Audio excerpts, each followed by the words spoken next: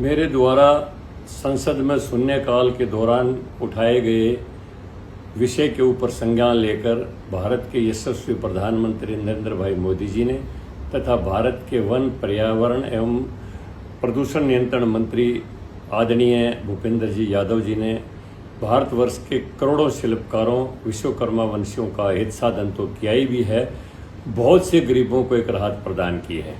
लेकिन अभी भी पूरी जानकारी के अभाव में कुछ भाई या कुछ अधिकारी ये मानते हैं कि आरा मशीनों को इसमें शामिल नहीं किया गया है। मैं उनकी जानकारी के लिए विस्तृत रूप से इसकी नोटिफिकेशन की व्याख्या उनके सामने रख रहा हूँ, जो हूबहू नोटिफिकेशन के अंदर है। ये जो पॉइंट है जो बढ़ईगिरी का, ये भारत के राजपत्र में 18 नंबर के ऊपर दिया गया है। इसमें जिन मशीनों के उपयोग की अनुमति दी गई है उनका विवरण तथा जिन काम धंधों की करने की अनुमति दी गई है उनका विवरण मैं अपने दर्शकों, मेरे समाज के वंशजों के सामने हूबहू उनके सामने पेश कर रहा हूँ। जैसे मैं बताता हूँ कि यह श्रेणी कारपेंटर, बढ़ई, फर्नीचर निर्माण इकाइयों पर लागू होती है। नंबर 1, लकड़ी के दरवाजे, खिड़कियां, अलमारी, बेड, टेबल, कुर्सी, मॉड्यूलर फर्नीचर आदि जो बनाते हैं। लकड़ी को काटने, घिसने, आकार देने के लिए मोटर चालित मशीनों का उपयोग करते हैं। केवल लकड़ी की कटिंग, शेपिंग, ड्रिलिंग, असेंबलिंग आदि का कार्य करते हैं। तो इसमें सही जो जानने की बात है वो ये है कि इसमें स्पष्ट रूप से लिखा गया है कि किन किन मशीनों का उपयोग करने की अनुमति है और कौन सी मशीनों को छूट दी गई है। ये इसमें स्पष्ट रूप से मैं अपने भाइयों के सामने इस नोटिफिकेशन की व्याख्या बता रहा हूँ। किन मशीनों की ऊपर अनुमति है? नंबर 1, वुड प्लानर यानी लकड़ी समतल करने की मशीन। नंबर 2, सर्कुलर सा यानी जो गोल जो कटर होता है मशीन का। नंबर 2, जिनको आरा मशीनों की जो संज्ञा देते हैं उसमें क्लियर लिखा है। नंबर 3, बैंडसा यानी आरा मशीन जो छोटे कारीगर जो प्रयोग करते हैं वो बैंडसा का प्रयोग करते हैं, चाहे वो 24 इंची है, चाहे 36 इंची है, चाहे 39 इंची है, 42 इंची है। इसमें बैंडसा लिखा गया है। बैंडसा का मतलब आरा मशीन है। अगली जो मशीन है drill machine, wood cutting machine, rotor machine, sanding machine. जिन शर्तों पर इन व्हाइट कैटेगरी का लाभ मिलेगा उसमें भी ये स्पष्ट तौर पर लिखा गया है कि इनमें स्प्रे पेंटिंग नहीं होनी चाहिए।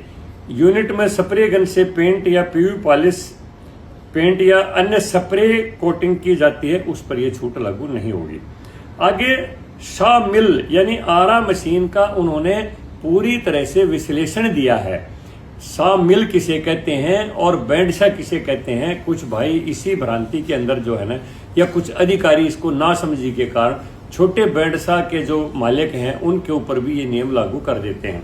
इसमें स्पष्ट रूप से लिखा गया है कि आरा मशीन का मतलब ये है, यदि व्यवसाय शॉ मिल मतलब आरा मशीन नहीं, शॉ मिल, मिल का अर्थ ये है यदि व्यवसाय का मुख्य काम बड़े पैमाने पर लकड़ी के लट्ठों को चीरना है तो यह उस श्रेणी में नहीं आएगा। बड़े पैमाने पर लट्ठे का मतलब यह है जो जंगल से डायरेक्ट कटी हुई लकड़ी आती है और जिसको बड़े पैमाने पर, जिसमें सैकड़ों हॉर्स पावर बिजली यूज होती है और जिसमें बैंडसा नहीं हॉरिजेंटल मशीनें जो काम करती हैं, जो ऑटोमेटिक चलती हैं गियर बॉक्स से, उनको इसमें लिया गया है जो बड़े पैमाने पर काम किया जाता है। जो बैंडसा मशीनें हैं, जो आरा मशीनें आमतौर पर हमारे बढ़ई लोग, विश्वकर्मा वंशी जो प्रयोग करते हैं, उसमें इस कानून में छूट दी गई है।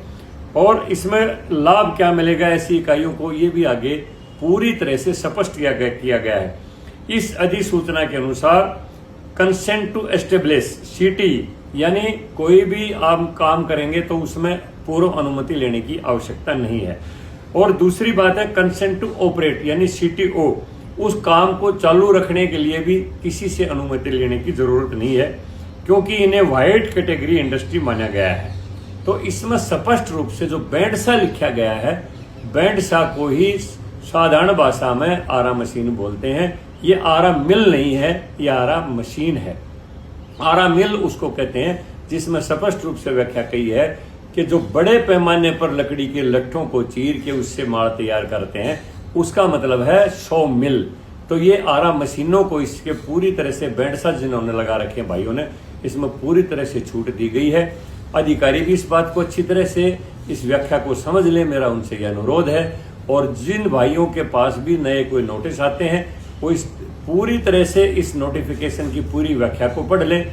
फिर भी अगर कोई पक्षपातपूर्ण रवैये से या कोई भ्रष्टाचारी कोई अधिकारी अगर अनाधिकार चेष्टा करता है तो भारत सरकार के को भी सूचित कर सकते हैं ईमेल के तरीके से, और मुझे भी कभी भी फोन के ऊपर मैसेज भेज सकते हैं कि फलाना अधिकारी जो है हमारी बैंडसा को अनियमित रूप से सील करने के लिए तुला हुआ है किसी की शिकायत के आधार पर। अगर ऐसी को पूरे भारतवर्ष के अंदर ऐसी कोई आती है कोई चुनौती तो वो बाखुद मेरे से संपर्क कर सकते हैं, मुझे मैसेज कर सकते हैं, उनको इस बात से राहत मिलेगी।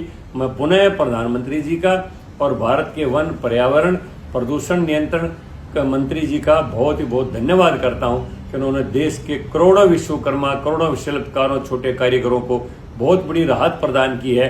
इसमें 86 किस्म के काम लिए गए हैं जिनमें बहुत से कामों का लंबा विश्लेषण है, पूरा आप पढ़ सकते हैं, लेकिन ये 18 नंबर पॉइंट पर बढ़ईगिरी का पूरा काम दिया गया है।